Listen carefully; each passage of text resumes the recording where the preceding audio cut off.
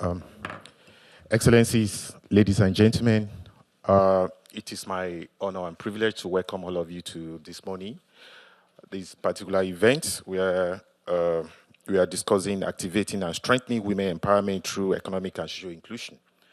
I'm particularly delighted that to see this array of people at the high table as well as at the room in order to collectively do justice to this very important theme, which is one of the important themes of the social development itself.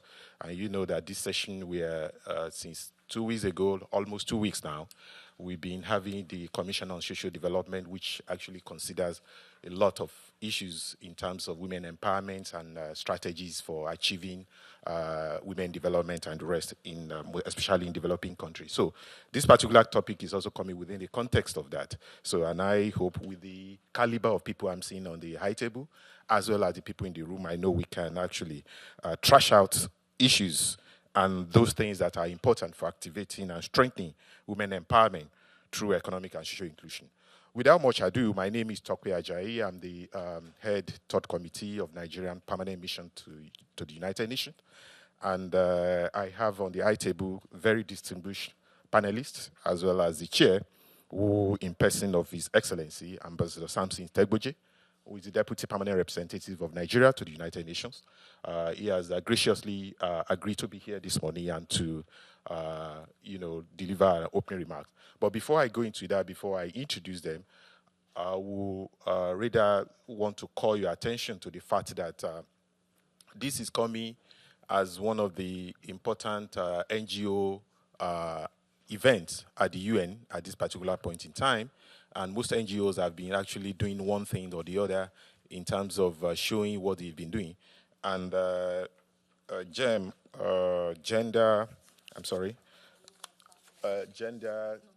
Global Empowerment Movement, has also been very active in working in some of the vital areas that are very germane to development of women, empowerment of women, eradicating trafficking in girls and child and the rest like that in developing country. I could remember that during the 73rd session of the United Nations, she was here. Also, she had the privilege of having the wife of the First Lady in one of our events where she graciously awarded the First Lady. So, going straight, let me start by introducing member of the high table for sake of familiarity. As I said, we have the chair this morning as in person of Ambassador Samson Tegboje, Deputy Permanent Representative to United Nations. Your Excellency, you are welcome. Also, we have His Excellency Lord Donzi, that's the Deputy Permanent Representative of Malawi to the United Nations. Your Excellency, you are welcome as well. Also, we have, as member of the panel, Commissioner Vivian Angela Thomas, who is District 4, Henry County, Georgia State. Angela, you are welcome, madam. Also, I have Dr. Delosi Blackley, that's our very notable Queen Mother at the UN. She's been a very powerful woman who has stayed very strongly behind the African diaspora. Queen Mother, you are welcome. Thank you so much. And I also have Miss Adeline, who is representing Her Excellency Fatima K. Mohammed. That's the AU Permanent Representative, AU Ambassador, Permanent Representative to United Nations, who is unavoidably absent this morning, but she has graciously asked one of our able lieutenants to represent her this morning. So we shall be hearing from them. Ms. Adrena, you are welcome as well. Also, we have on the panel Dr. Dilshe Dayani. Dr. Dayani is a professor at Columbia University. Dr. Dayani, you are welcome. And I have Reverend Simon Bisong. Reverend Simon Bisong is the senior pastor, AGCC President, Founder, African Player Summit. Reverend Bisong, you are welcome. And also, I have Dr. Macaulay Kalu. Dr. Kalu is the chair, African Union 6th Region, all the way from Canada. Dr. Kalu, you are welcome. Thank you. So let's move straight to the point without wasting our time, because members of the high table, they also have one or two things to do at the UN this morning. So I will go straight by calling Ambassador Samson Tegboje to please kindly deliver his opening remarks. Ambassador, please. Thank you so much, moderator. Excellencies, distinguished guests, ladies and gentlemen, also distinguished panelists. I want to thank the organizers of this event for inviting me to participate in the discussion on this very important topic, which is activating and strengthening women empowerment through economic and social inclusion. Let me also quickly thank Social Development Commission, Commission for Social Development, and then the Global Empowerment Movement for organizing this event. The leader of the group is such an energetic person who doesn't take no for an answer. So she will push and push until you accept to attend an event. So we are here. So women empowerment through social and economic inclusion is one of the critical development indices that promote viable and virile society. Activating and strengthening women empowerment through economic and social inclusion essentially rests on three important elements. These are education, financial inclusion, and gender equality. Education is a fundamental element because it empowers women with skills, knowledge, and values required for navigating life challenges and opportunities.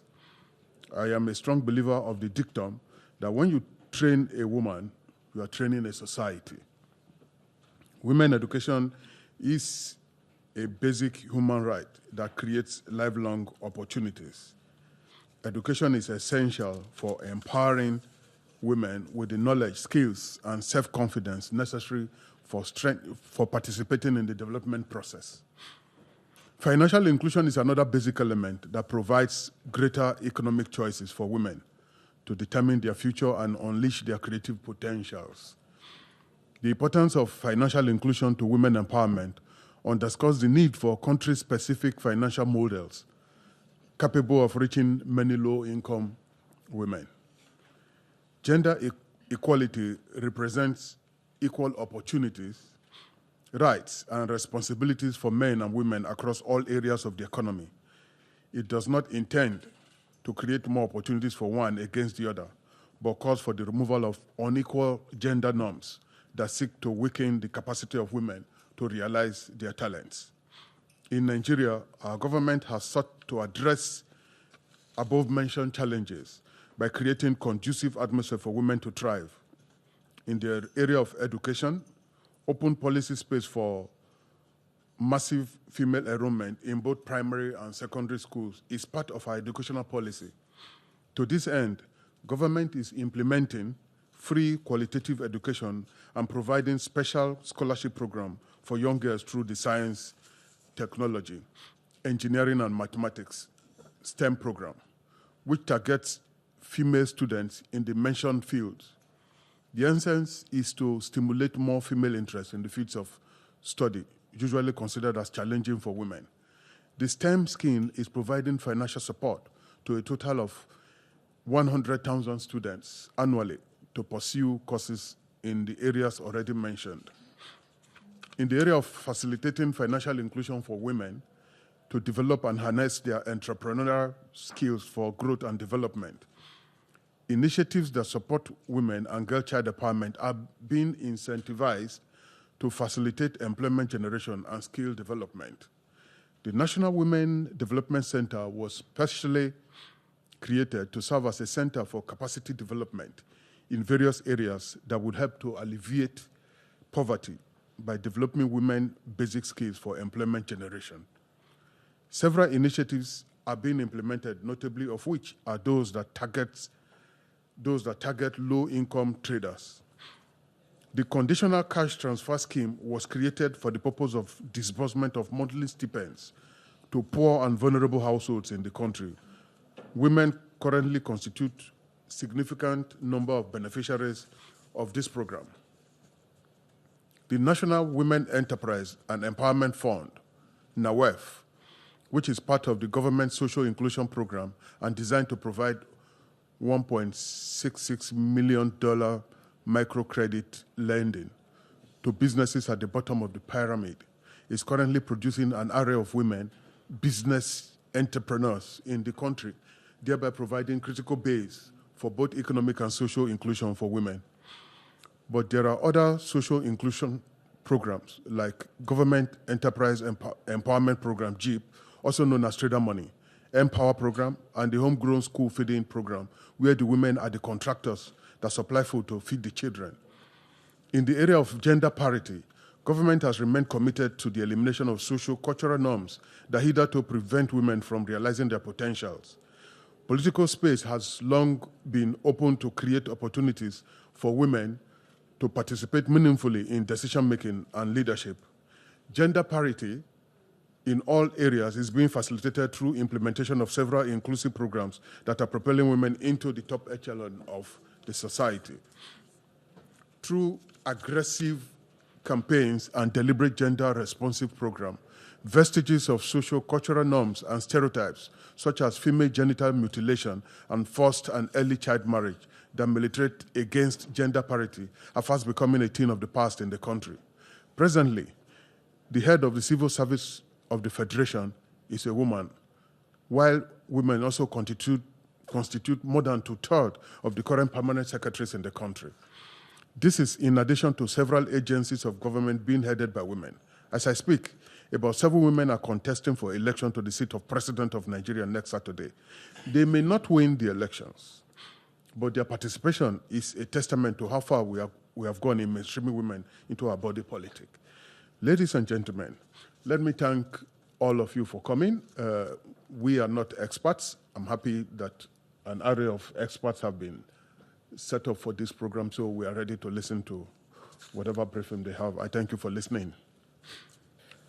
Thank you very much, Your Excellency, for that very detailed and inspiring speech, which has underscored some of the things that are being pursued in Nigeria in order to enhance women development as well as empowerment. Right now, I would like to crave the indulgence of other members of the panel to please, given the fact that I've received a special request from the permanent observer mission of African Union to the United Nations, that they also have a very vital assignment to do right now. So I would like to quickly call on the representatives of Ambassador Fatima K. Mohammed to kindly deliver a speech. Thank you. Thank you, Chairperson. Excellencies, ladies and gentlemen, dear colleagues, good morning. When I look at the intervention of Ambassador Fatima, who unfortunately, because of other pressing issues, she cannot be with us today.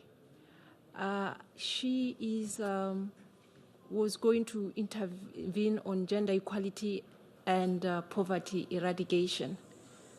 Looking at the topic itself, I'll modify it a little bit to reflect the position of the African states within the United Nations multilateralism.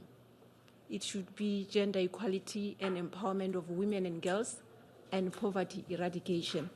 In so doing, why gender equality and empowerment of women and girls? It is talking to us. It is talking to African women's situation. African women and girls, due to the fact that most of them are found in the least developed countries, which the least developed countries in Africa, the least developed countries are found in Africa. They find themselves in the situations of high unemployment. They find themselves in the situations of conflict, civil strife, displacement due to climate change, and they find themselves predominantly working in the informal sector. So the topic gender equality and empowerment of women and girls and poverty eradication warrants that that empowerment of women and girls have to be included in the topic itself. Excellencies, let me say, when I look at the topic, there's only one thing that comes to my mind. We have successes in Africa, though we have challenges. If you look at African women and African men now, boys and girls, they all have mobile phones. Almost all of them have mobile phones. But these mobile phones are exposing them to other challenges, trafficking in persons. They are trying to search jobs for greener pastures, but they found themselves putting themselves together in one or twos. They cross borders. Sometimes they are successful. Sometimes they are trafficked. Sometimes they are enslaved by other African states. Sometimes they are exposed to xenophobic attacks. And if they are successful and they have crossed borders to seek for these greener pastures, they find themselves perishing in the streets of the developed countries or deported back home. Ladies and gentlemen, we have a problem in Africa, the problem of foreign direct investment not settling in our member states.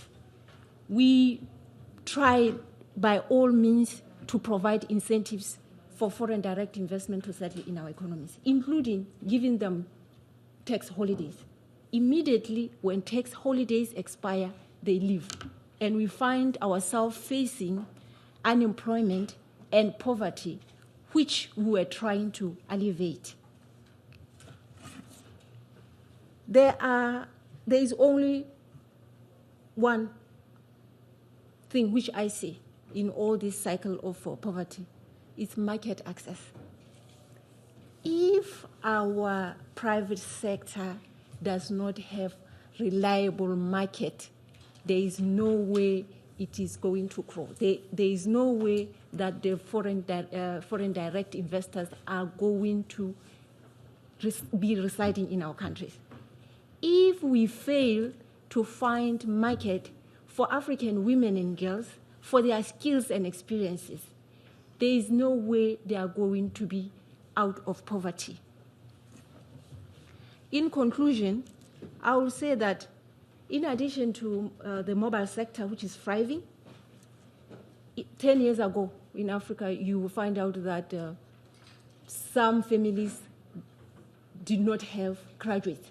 But now, we find that every household, in one way or the other, they have graduates, either tertiary, vocational, or postgraduate, or college degree. But they are sitting at home because we are unable to create employment for them.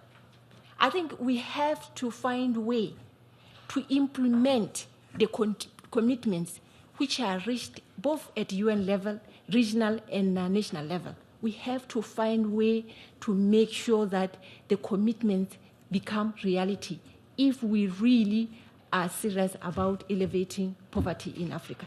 I thank you for your attention. Thank you very much. Thank you so much, Madam, for that inspiring speech, which one of the important things you underscore is market access for women, which is very important, but of course, that also will depend on empowerment of women itself in order for them to be able to access that market itself. So, having said that, let me go straight to His Excellency, Ambassador Lord Zonzi, Deputy Permanent Representative of Malawi to United Nations. Ambassador is going to speak on economic empowerment for poverty eradication, and I know that he's well prepared for that, especially as Africa is one of the leading continents that is actually, in terms of growth now, we've seen a very fast recorded growth in many African countries in recent times. So that's why it's important.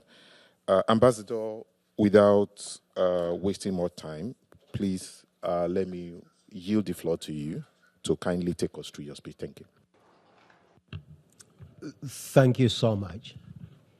Perhaps the question that somebody might ask is, why do I think I am qualified to speak this morning? My mother is a woman. My wife is a woman. My sister is a woman. My daughter is a woman. I am surrounded by so many women, I fail to ignore their plight. I was asked to address the question, how can we achieve women and youth education and economic empowerment for poverty eradication? In the interest of time, I will boil it to 3 points. Number one, if the end goal of our education process is for women and the youth to attain economic empowerment and as a result be emancipated from poverty. Our starting point will be to offer them entrepreneur education that can lead to economic self-sufficiency. We have a reasonable number of educated women, girls, and the youth in Africa. But the education they have does not provide them with skills that would help them strive in an environment where innovation and entrepreneurship would be primary. So we need to provide an education that will enhance their potential to create and manage their undertakings. We can no longer wait for others to create jobs for us. It's time we were able to create jobs for ourselves. We need, therefore, to provide entrepreneurship education that prepares women and the youth to be responsible, to be enterprising. And when you look at Africa and women in particular, you will see the enterprising spirit among African women. It needs to be promoted. It needs to be enhanced. It needs to be sharpened. Women and youth should be provided with leadership skills. They should be provided with skills that build their self-confidence, that sharpen problem solving and decision making, education that improves their interpersonal relationship skills, teamwork, that promotes self-esteem and economic development. We need to give them skills in financial and accounting skills. The other thing that we need to provide, which is my final point, I might sound controversial. You look at the men that are in this room. Look at them with a lot of admiration. The reason I am saying look at the men in this room with a lot of admiration, because one of the major blocks of women economic empowerment in Africa is men, or rather the attitude of the majority of men towards women. If men are not educated in the process of educating and empowering women, girls, and the youth, no empowerment will occur. I have always said, when you are talking about empowering somebody, you are talking of disempowering another. And the one who is going to be disempowered will let go of the power only when they are aware. And therefore, we have to raise the levels of awareness in men in terms of issues to do with women empowerment, girls empowerment, and the empowerment of the youth. Otherwise, they will not let go. In conclusion, we can all agree that women are much better at dealing with certain problems than men. We have proved this in UN peacekeeping missions. Women are very effective peacekeepers. There are some situations that could be improved in all societies just by the presence of women. Protecting women's rights is the key to protecting everyone's rights. Women's empowerment, therefore, is good for economic development, not only the economic development of the women, the girls, and the youth, but of our nations as well. Thank you. Thank you, Ambassador. Thank you so much. We cannot help but to agree some areas with you, especially when you talk about education, economic empowerment. But you raised a very critical question, and that should actually be in the minds of every one of us, in terms of trying to empower women without disempowering the other sex. So it's very critical and it's important. And he also underlined one important fact that the one that is being disempowered might not let go easily. So we should always ponder on that. Thank you so much. I think I have to do an auto reverse right now, and because we've tried to move fast because of our time, I will now try to yield the floor to the very person that invited all of us here, because she has one or two words to say to us in terms of welcoming us formally and also giving us, building the context for this discussion that we're having. So now I will call on Dr. Queen Blessing Itua to please intervene. Thank you. Wow. Thank you, everyone, for coming. The Honorable Chair, thank you for the honor. I'm truly grateful to you and to the entire mission for your support all this while that I have been running to the United Nations, for direction and guidance. I'm grateful. And I also want to thank Ambassador Lot Zonzi, Malawi mission to the United Nations. Thank you for all the support as well. And our distinguished speakers, thank you. And the Commission for Social Development for allowing us to host this session. I also want to give, just to remind us that we have online viewers. I want to welcome the online viewers as well, because this is a global setting, it's a global issue that needs a global participation. So everyone is welcome. And I want to start by saying that this particular topic is very dear to my heart, because for a while now, I have been on this journey of trying to find out solutions to the issues that we are all facing. The issue of poverty is a global issue, just like the issue of human trafficking is a global issue. But the extreme poverty that anyway, I will start by saying there's poverty everywhere, even in the United States, even in developed countries. But this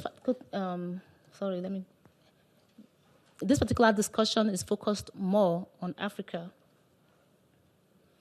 because we know that when you think about poverty, from where we come, we know that Africa has a lot of work to do.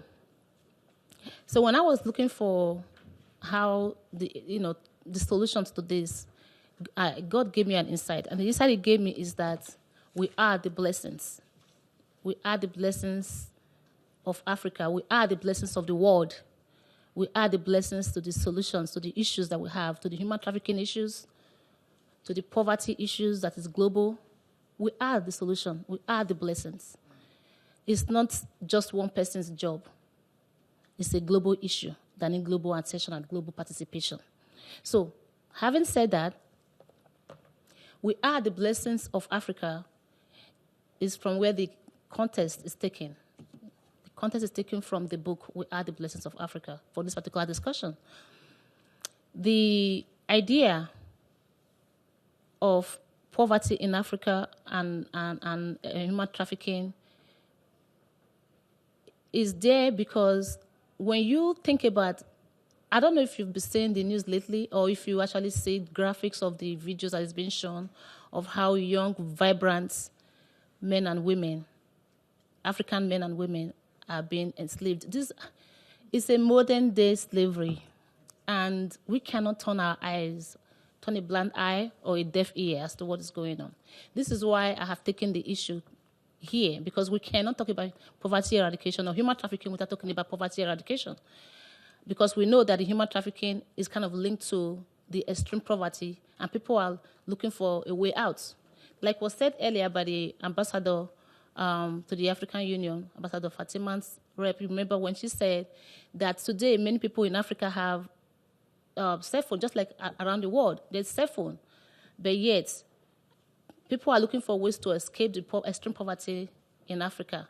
So they are risking their lives, taking this long journey, and a lot of our youth, a lot of our people are at the bottom of the Mediterranean Sea. That is not where they belong. A lot of our people are being enslaved, even organ harvesting in different countries. We are everywhere, and we know that there are issues. So I'm glad to welcome you here once again, online viewers and those of us that are seated here, to have an open mind and start to really see how we can not just talk about these issues, but actually implement these issues so that we can start to see the changes and see a greater impact in our own community. So once again, welcome, and I'm looking forward to learning with you and discussing and hearing what you all have to say, because it's an interactive discussion. That is why we have all of us here. There will be a time for every one of us. All of our voices matter. We all matter. And so we must see ourselves as, being able to open our mind to contribute to this topic of discussion, those of us that are here. And thank you once again. Thank you.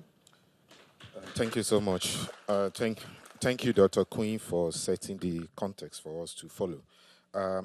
Now, I think we now have to call on Commissioner Vivian. But before doing that, I've had a set of questions here which could help to guide the discussion properly. So in terms of what the Commissioner will be talking about, I think it's so loaded, but I know you are very up to the task. I've heard here that, how do you think we can achieve women empowerment through political, fiscal, and social protection policies? I think these are all about three issues combined into one. So, and I think they are so wide that maybe within the few minutes that you have, you'll be able to do justice to that. So, let me yield the floor to you to try and look at that and see within which context can we have this empowerment through the angle of political, fiscal, and social protection policies. Thank you. Please just lift your hand if you can't hear me, because it's very hard for me to know whether I'm loud enough, okay? My name is Vivian Thomas, and I serve as a commissioner of Henry County District 4.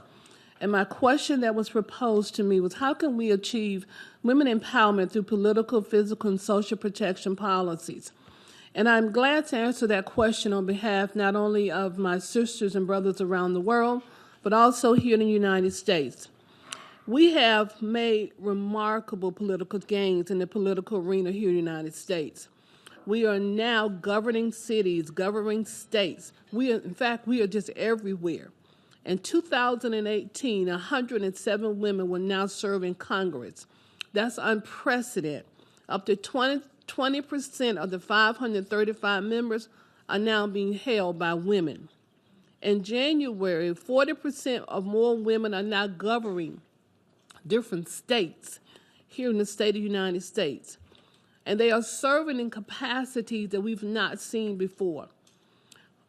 Around the world, at least 38 to 40% of our different countries are now being led by women. And they're doing it fearlessly. They're doing it with knowing that their lives are at risk. They're running for offices when people are running against them and threatening them. They're doing it when they know their children are being threatened. I have to say one thing that I'm so glad before I go forward to see so many men in the room today. And I have other statistics I can give you, but I want to make this fact. Something that was said earlier, and I had already written it down. Men usually support women empowerment as long as it doesn't come into their household, as long as it's not in their community, as long as it's not in their church, as long as it's not in their workplace threatening their job and their leadership.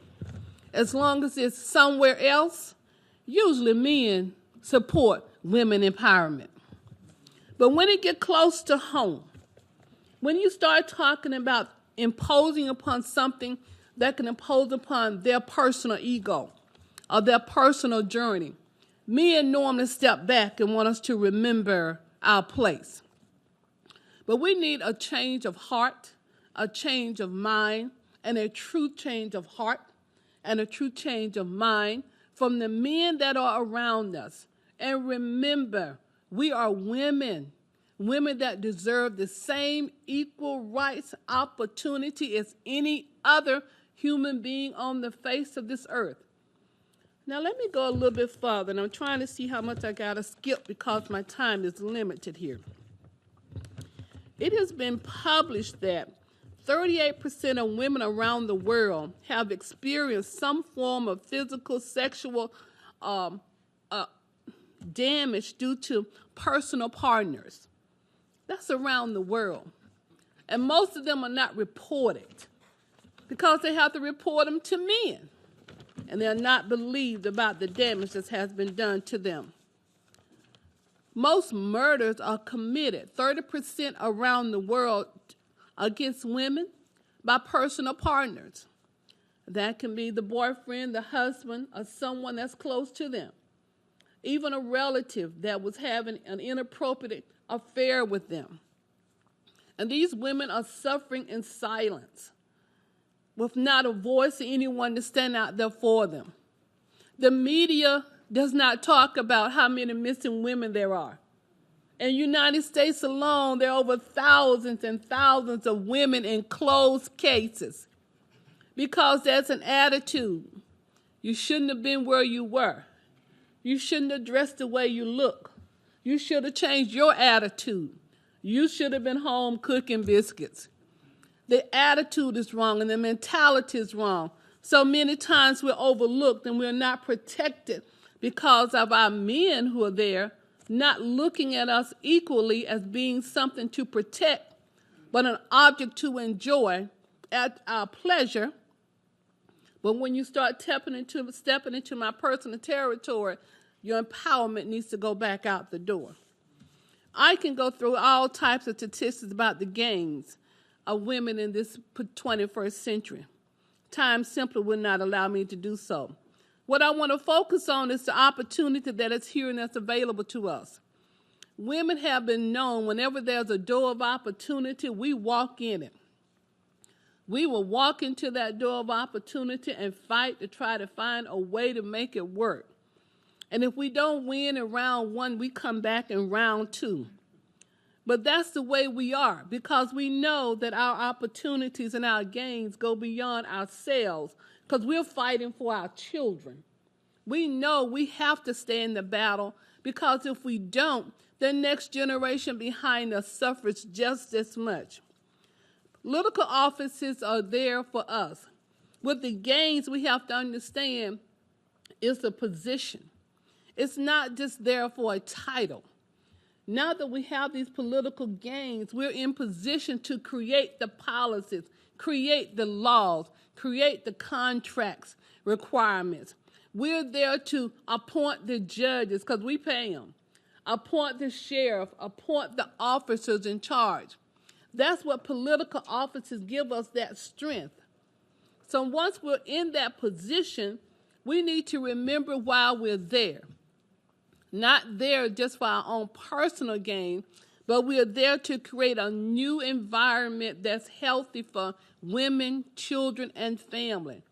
Because as it was said earlier, when you take care of the female, when you take care of the mother, the child will be taken care of. When you take care of the child, the community will be healthier. When the community is healthier, economics and everything falls in place.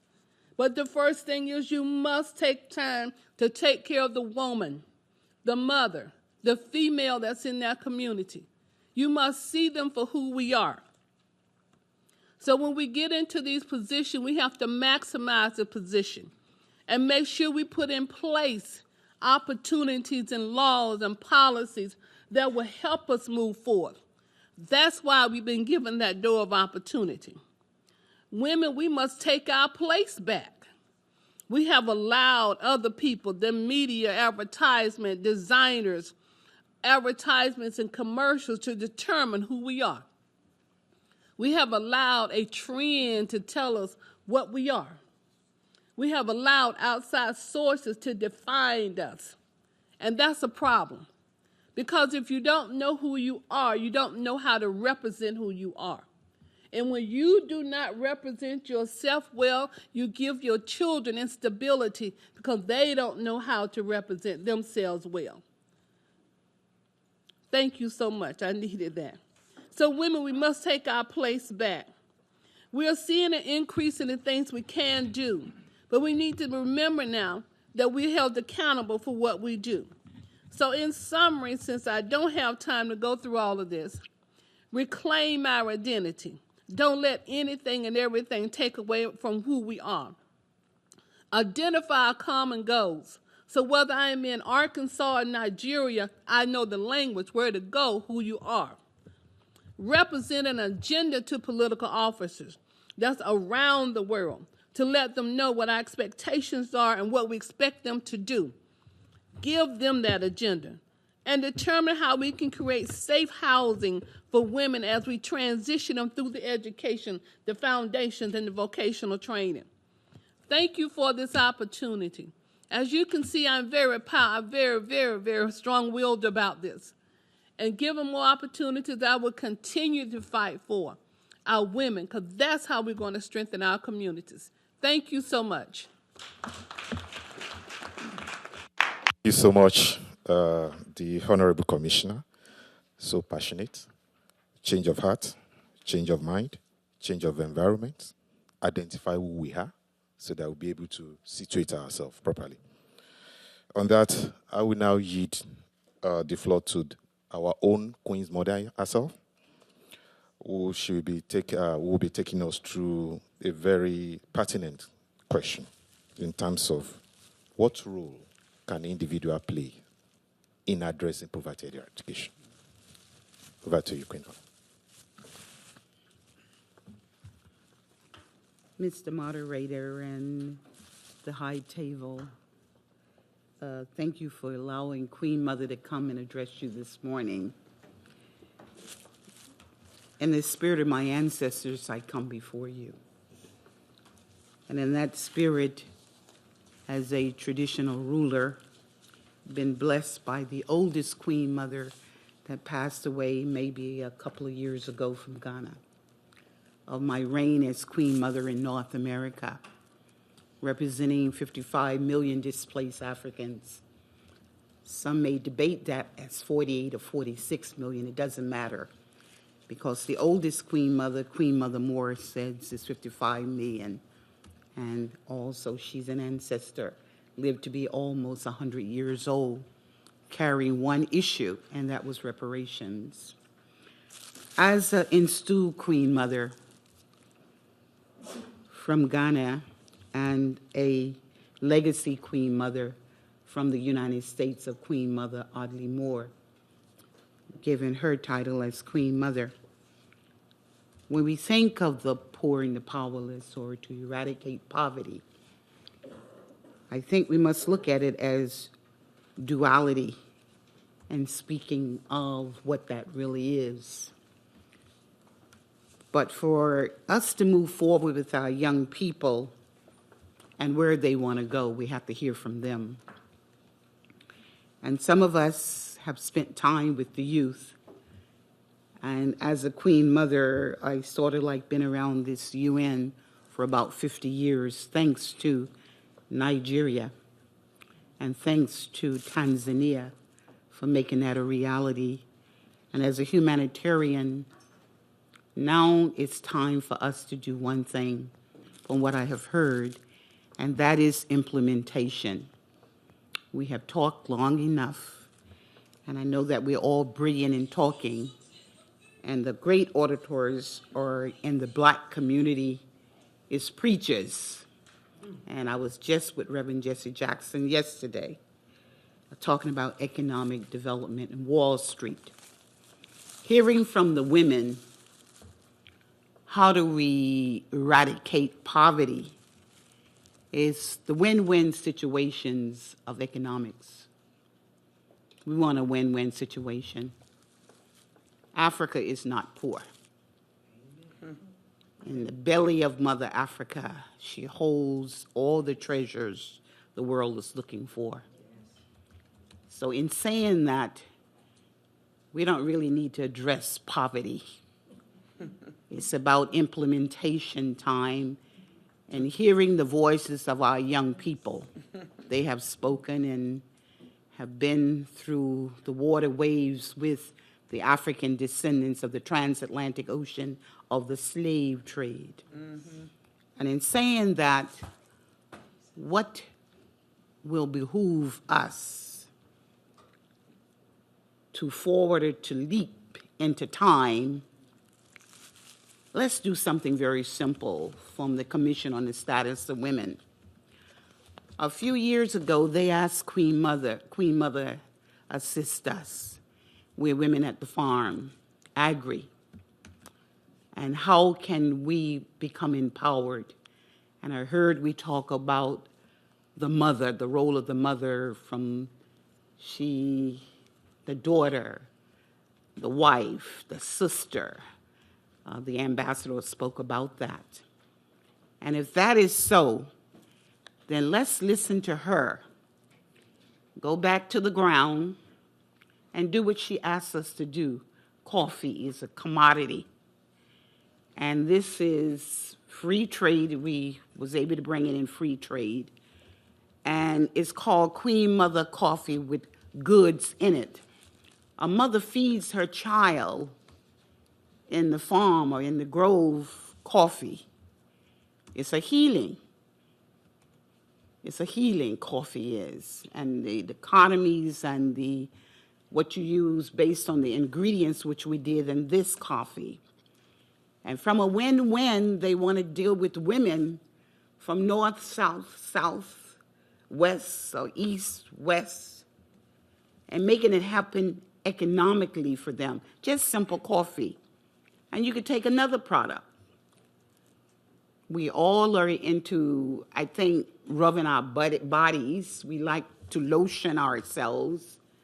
Well, you have goods from Africa, and a large percentage of women in Africa is using the products, and that is what? What would you say, Queen Blessings?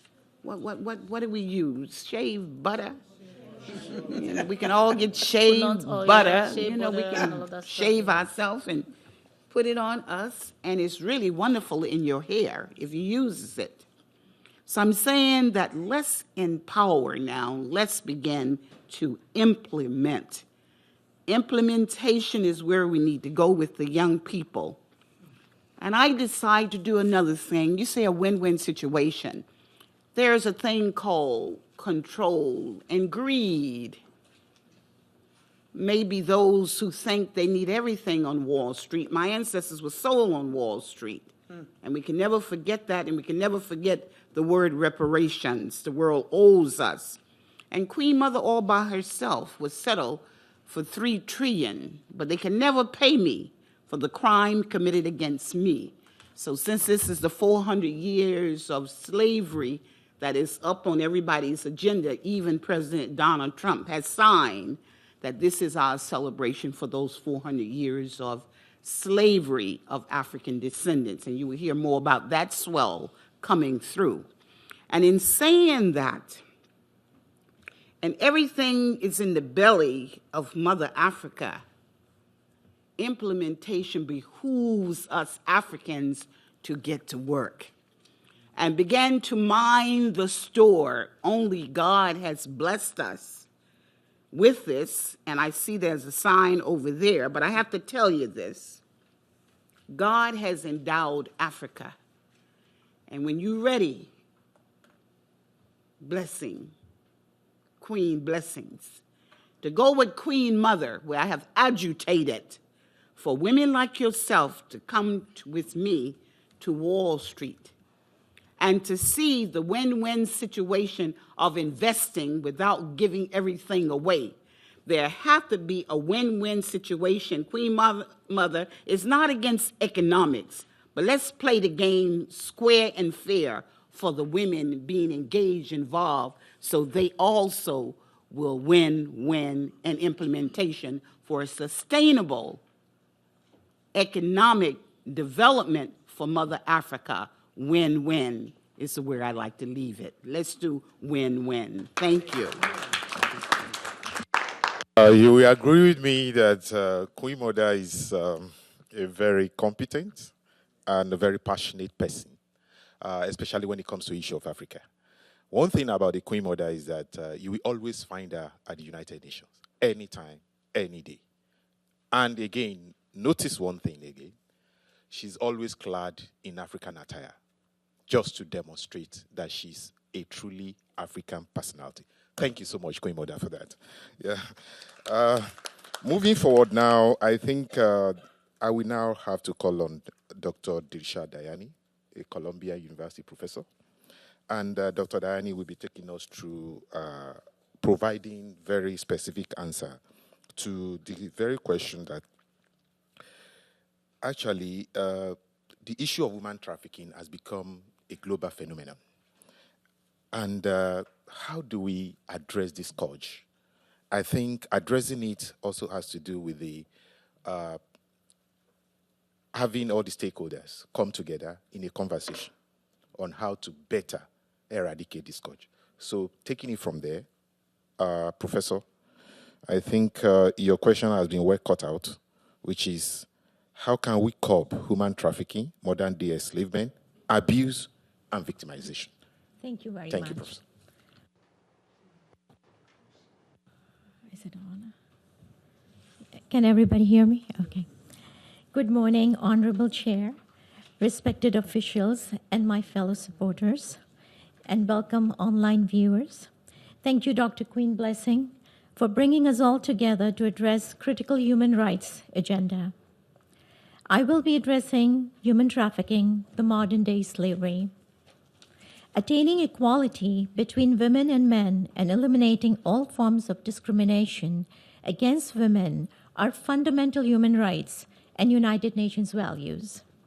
However, important gaps still remain, as we heard from everyone, and women's realities are constantly changing, with new manifestations of discrimination emerging.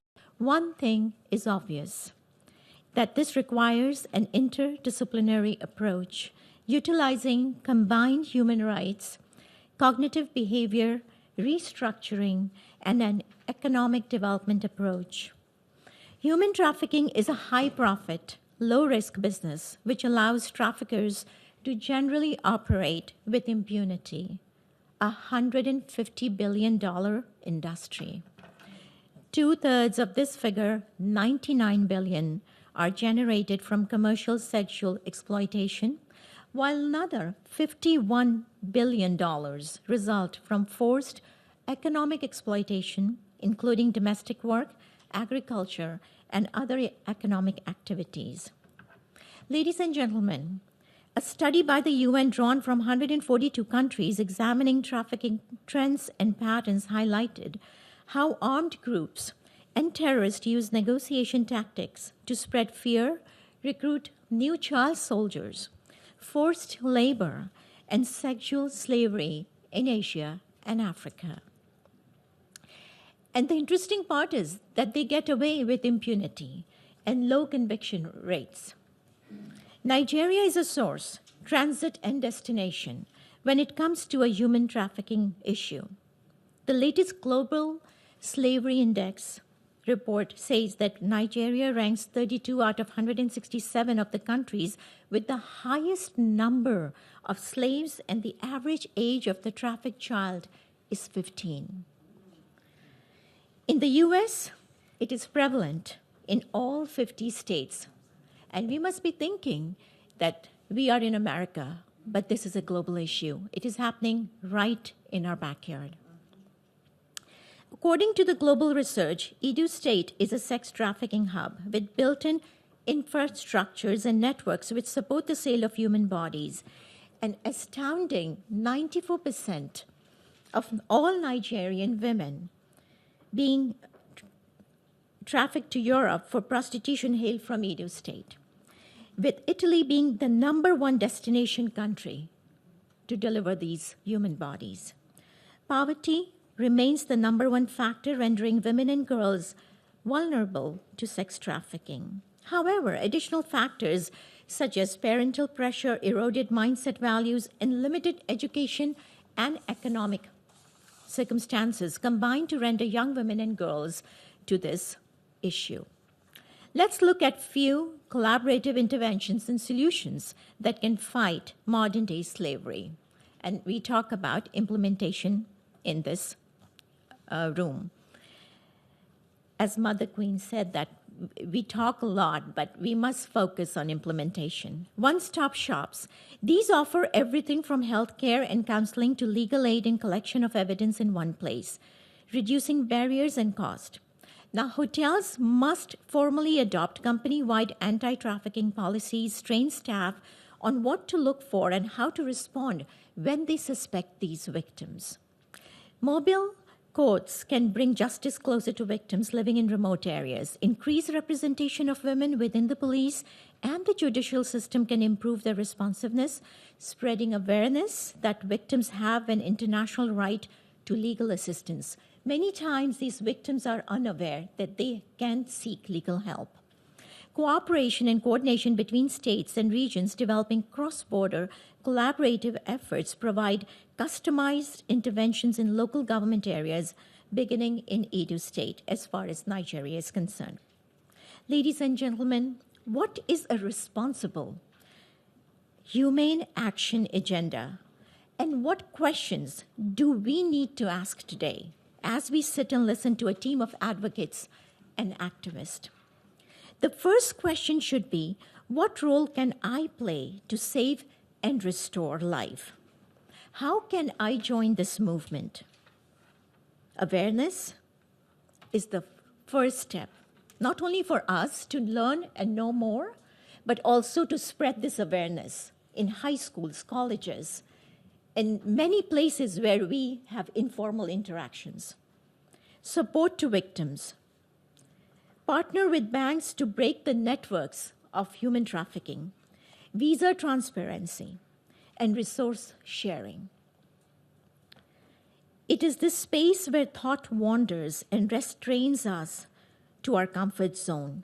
But we must take it upon ourselves to extend the same light and right of life to others as we enjoy ourselves. From individual to the collective, from our workplace to every circle of influence, engaging our professional power to our voice, deeds, and actions. And this will give the movement the long-deserved outcome and justice.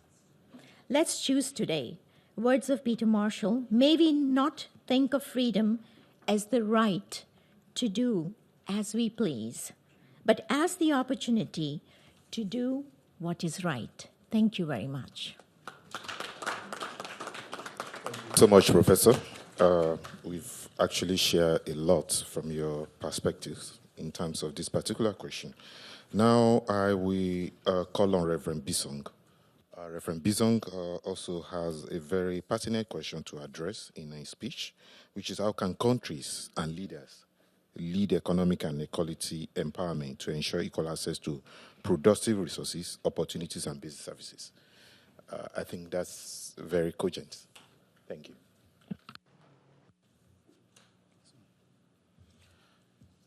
Thank you, Honorable Chair, Your Excellencies, ladies and gentlemen. Women, youth empowerment, gender equality cannot be instituted without the presence of proper governance. And poor governance is characterized by arbitrary policymaking, unaccountable bureaucracy, unenforced and unjust legal systems, the abuse of executive power, civil society unengaged in public life, widespread corruption. Ultimately, better governance requires political renewal. Africa has been slow to convert its political resources, endowment to tangible development outcome because of weaknesses in governance. And some of those weaknesses come as a result of short-term greed and corruption, which happen to be the main causes of poor governance in Africa. The paradox for African countries is that they are rich in resources, yet they are poor because only a very few Africans benefit from these resources. That is why effective governance is vital for sustainable development, poverty eradication, socio-economic transformation.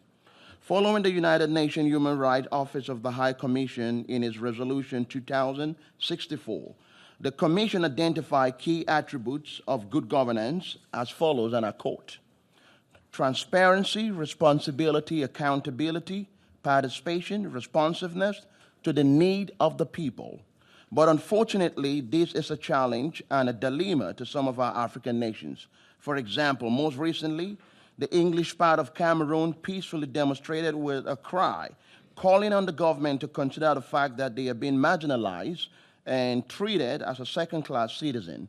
But in return, the government responded with a military action which led to brutality, barbarism, human rights abuses, and violation. And today, over 26,000 civilians are displaced, and over 400 civilians have been killed in escalating military crackdown on the Anglophone Cameroonians, says the Amnesty International.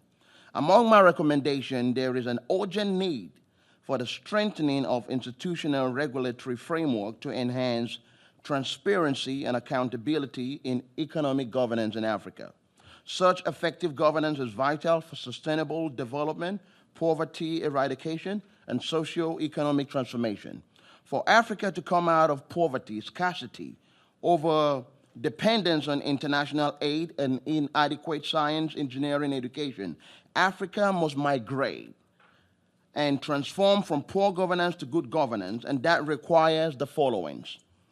Good governance is a conceptual approach that, when fully elaborated, can be framed with a comparative analysis of micro-politics. Good governance involves creative intervention by political actors to change structure that inhabit the expression of human potentials. Good governance is a rational concept emphasizing the nature of interaction between states and the social actors and among all social actors themselves. Good governance refers to types of relationship among political actors, that is, in which it's socially sanctioned rather than arbitrary. To conclude, the future of an African child or the woman, gender equality, is at stake as we speak, and may surely die if poor governance continue to strengthen its roots in Africa. Whereas good governance can become a useful mechanism to enhance the legitimacy of public realm and become an analytical framework on approach to comparative politics and democracy. I'll give you an example. For a tree to die, we must cut the nutrients needed by the plant to grow. For example, the nitrogen, phosphorus, potassium, calcium, sunlight, and water. By implication, if Africa must come out of pestilence, as I describe it, poor governance must be sanctioned economically, diplomatically, military, sport, and environmentally. There must be an instrument of foreign policy, diplomacy, and economic pressure that can be described as a sort of carrot and stick approach to dealing with international trade and politics. By so doing, I guarantee you all that Africa will strive for excellence, prepare a better political and socio-economic structure, and standard for the future of African generation, women and youth, quality and empowerment. Thank you. Thank you so much, Pastor. Thank you so much. It is important. We all realize that good governance is key to any other socio-economic policies that will be taking place. And we are happy that that is taking place in the continent right now, going by a series of elections that is taking place in Africa. In that context, I would like to yield the floor to Dr. Kalu. Dr. Kalu, all the way from Canada. We'll be doing justice to how can we achieve inclusiveness, actually, leaving no one behind for sustainable development, which is the overarching goal of the sustainable development itself. Dr. Kalu, you have the floor. Thank you so very much, Mr. Moderator, and thank you, the Chair, and also just observing our protocol, the ambassadors and excellencies, and especially the Queen Mother. African culture behoves that you respect the elders to be able to receive the blessings to move forward. And so I'm very happy that we have the Queen Mother here and who have also shared her blessings and explained what it means to be able to move forward. So I really want to acknowledge that. Now, I do have a presentation, but because of time, I'm not going to go through that because I want to be fair to everybody to have a lot of time to at least share something today. The key thing in my presentation as the topic that I'm asked to deal with is how do we achieve inclusiveness in African sustainable development. Now, I used an example for what I call baobab tree, which is a solid tree that grows and have a strong root. And it grows very strong and for several years. And when it's strong and solid, it's hard to pull it down. What do I mean by that? When you have a strong economy, so many people think that Africa, just like we might have said, is poor. No. There are over 400 companies in Africa that produces over $1 billion every year in Africa. When the research was done, people were thinking that it's average of 50 companies, but there are more than 400 billion. And you have the likes of Dangote, that, of course, the richest man in Africa, employing thousands of people. Also, you have MTN, which is a South African company, the same thing as well. And you have as well as Ethiopian Airlines, as one of the best leading airlines in the world, of course, #1 in Africa, as well, employing a lot of people. And so you could see that when you have a strong economy, it will change everything. And statistics and research also have shown that the African GDP collectively or combined is the highest when you put the rest of the world together. The GDP of Africa alone at 85% and the rest of the world average of 65%. Once again, tells you that Africa is not poor, and they know what they're doing when they're ready. And so it's not about the aspect of economy and all that, but I want to bring us to some of the, in support and echo of some of the things that I already said. 4 key things that I want to touch. #1 is hope. I want to mention these 4 things: hope, faith, love, and integration. Now, when you talk about, trafficking and you talk about inequality and all that, is the fact that there is one human race, and humanity is one, and we are the same based on the way God has made us. And we have also echoed and understand that women, without women, we don't exist because we all came from a woman. That goes back to the origin of life. I grew up in Europe, and I was taught that life began in Africa, and we call it Mother Africa. And so if life began in Africa, which has not been contested, if anybody have, please you let me know, because the information is online, that Africa is the origin of life. And so if Africa is the origin of life, which means if we don't respect the source of our existence, we will continue to have a problem all over the world. It doesn't matter where you come from. It doesn't matter which country you come from in the world. Africa is the origin of life. And so if we continue to abuse our mother, disrespect our mother, one of the greatest a commandment is honor your father and mother that your days may be long. And so if we choose to disrespect our mother, which is the mother Africa, the world will continue to have a problem. Now, we talk about hope. I say that hope is the mother of faith. When a person doesn't have hope anymore, there is nothing to live for. And so we need to get back to the fact that we need to help every human being, women or children, men, anybody, to build back hope. Now, we talk about empowerment, and I say this, empowerment, just like the Ambassador Lord said, it's an equal process. That's what brings me to integration, because it's an integrated process. It's not a one-sided thing. It's a joint process. So you have to integrate the male and the female. And we said that behind every successful man, there is a woman. And so, which means that if we value our women, no matter what is going on, there will always be success stories. And so we need to go back to the aspect that is an integrated process for the growth that we are looking for to achieve the greatest things that we want to. And so hope is important, that we need to build back hope in every human being. Part of what we do as diaspora is we take a lot of professional diasporans to go back home and help people back home to see how we made it by helping them believe in themselves. I give you an example in using this, in rounding up. Canadian government set up a project in a place in Kenya, a project with a Maasai, millions of dollars actually in health project. And when they went to explain to them how to use condoms and all the health approach, it wasn't working. But when they came to my office and we were talking, and of course I gave some ideas and all that, and they went back on the idea of how do we help them with what they have? Because when you have somebody who is hungry, how you talk about health? Because they're going to die anyway. And so you talk about the basic of life, which is food. But they produce some jewelries and things, and the Maasai are known to have a culture and heritage with colors. And so every jewelry they produce has 3 basic colors. They don't do beyond that.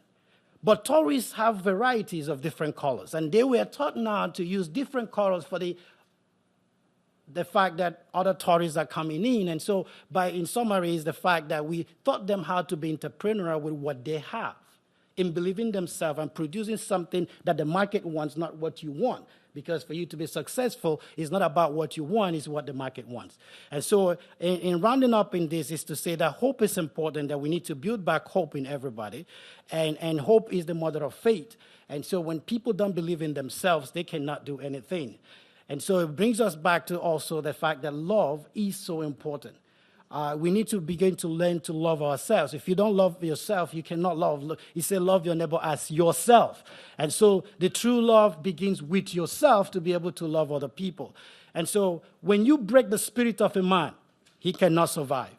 And so I'm trying to say here that for us to build a great economy, we need to go back to these 4 basic things and build a strong foundation to be able to help us move forward. Let's bring our spirit back.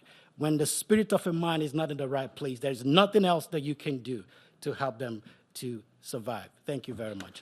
Thank you very much, Dr. Kalu, for that very elaborate word and for also wrapping it up at the nick of time. But I know our time has been fast spent, but of course, it's very important for an event like this to give room to the floor. You've had a lot. We've covered a lot of ground, and I will now give about 3 minutes for intervention from the floor. Please, while intervening, make it short and straight to the point so that we can, because we have to get out of this room in the next 5 minutes. Thank you so much. Intervention, please. Yeah. Yes, very quickly. My name is Kazim Bello. I just want to react to Dr. Diani's presentation. If there are 2 issues to this. That's the poverty and fund. If we don't have cash, we cannot intervene. There's need for intervention. We all know the problem is poverty. You actually started something that I've been following up with. That 94% of prostitution from Nigeria is from Edo State. But what's probably the details you don't provide was that it is actually within 2 local governments in Edo State. And what they have found out is that it is associated with poverty, like you said, but there are other cultural things that are tied to it. Really very cultural things, traditional. And this is why we needed funding, really funding to intervene and solve the problem. Because what you have now is even more than what you are calling prostitution. The report that just came out last month from the state government indicated that men, the father, are even impregnating their girls. And that's very dangerous. Thank you. Thank you so much. Doctor? Sir. You all can hear me? I think it just came in. I'm Dr. Soraya McKinney, and I've been a chaplain for over 30 years in this country. We've traveled abroad to other countries as well. And just one of the things that I want to just make clear, and I'll be very, very brief, is you talked, the young lady from Columbia, the professor, about human trafficking. In this country, in the 30 years that I've worked in the criminal justice system, what many people don't know is that most of the women who are incarcerated in this country, matter of fact, we're ranked #1 globally of mass incarceration of women. That's statistically from everywhere around the world. When women are trafficked, and I know you mentioned Nigeria primarily, where they're coming from and sent to other countries, they are arrested in record numbers, and they are charged with prostitution. They're not known as victims. No one is standing up for their legal rights. I am in the criminal justice system probably 3 times a week and really advocating for there to be intervention. Because once you are victimized with human trafficking, which is just globally all over the world and just really hitting this country in record numbers, primarily Atlanta, Texas, we talked about other places, no one is really advocating for these women. When you come out even of the system, you are asked 3 things on any application. 1 is, have you ever been arrested? Absolutely. You've been victimized, but now you've been charged with prostitution. 1. The second thing was, have you ever been convicted? You will say anything to get out of the criminal justice system in this country, including losing all of your rights, including the right to vote. 3, was it a felony? Absolutely. You are now non-employable in this country. So you were traded, you were victimized. As a matter of fact, what they're doing is charging youth with prostitution. A 1999 legislation said it's illegal to charge anyone from ages 16 and 18 with prostitution. So we've done many things to help eradicate that for women globally. Again, this is the #1 growing commodity, if you will, in this country. You think trafficking is a commodity, incarceration is a commodity in this country as well. Most money is spent in incarceration than it is in education in this country per capita. And so through transitional housing, through education, through advocacy, we're helping women not only be able to be prosperous again, but to have their sentences revoked, like Centoya Brown, other ones you may have heard of, and we want you to continue to pray for us as we go forward in stopping this incarceration. Thank you so much. Thank you. I have some guests who are here. Let me just give them time to give them opportunity to intervene for 1 minute as well. Dr. Princess Moradi Ogunlano, can you please share your thought with us?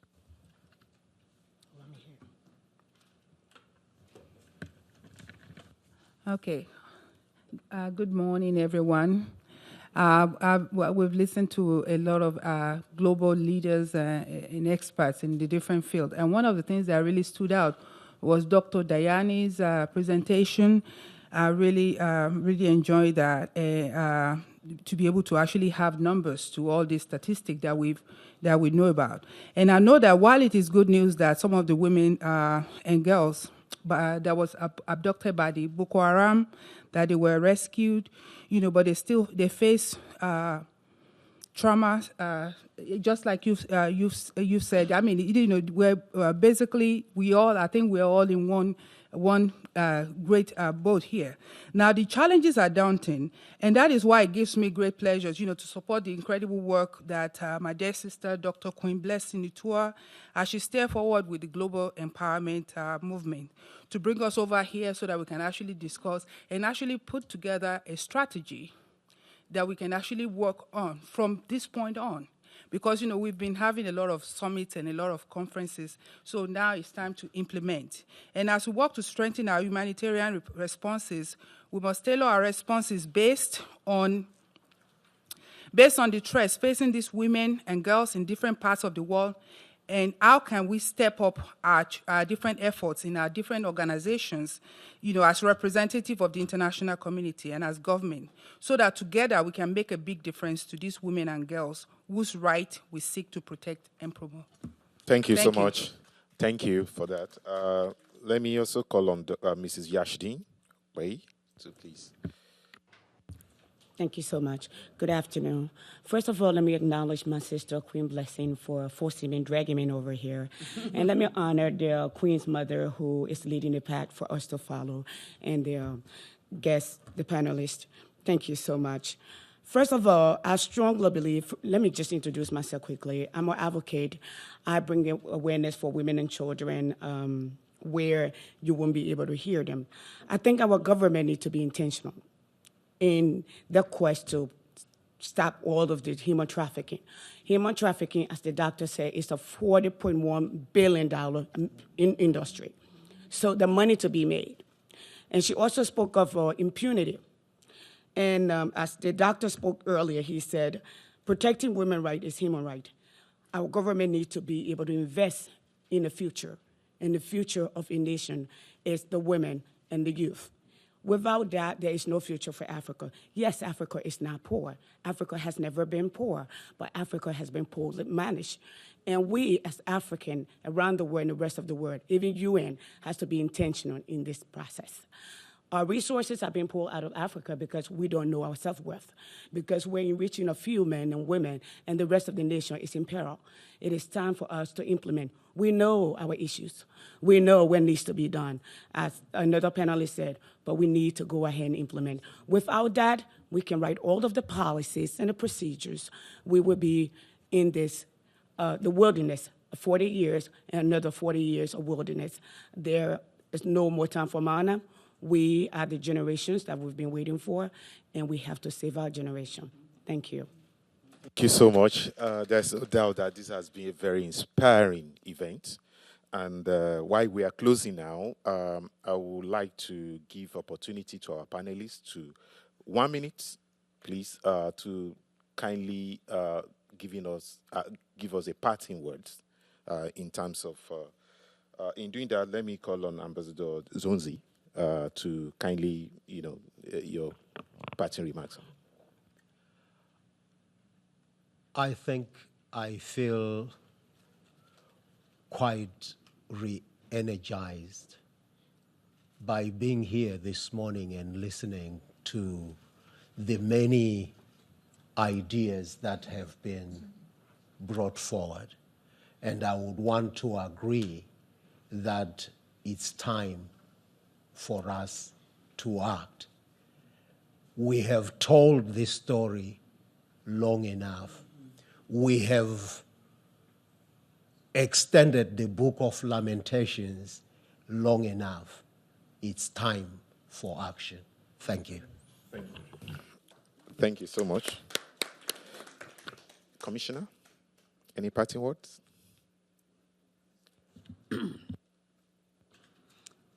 I just want to thank Queen Blessings for allowing me to come and participate in this wonderful forum. And honor to our Queen Mother. I'm just honored to be in your presence today and hear what you had to say. And to this delightful panel, I too am ready to work, get on board, and get things done, is what I like to say.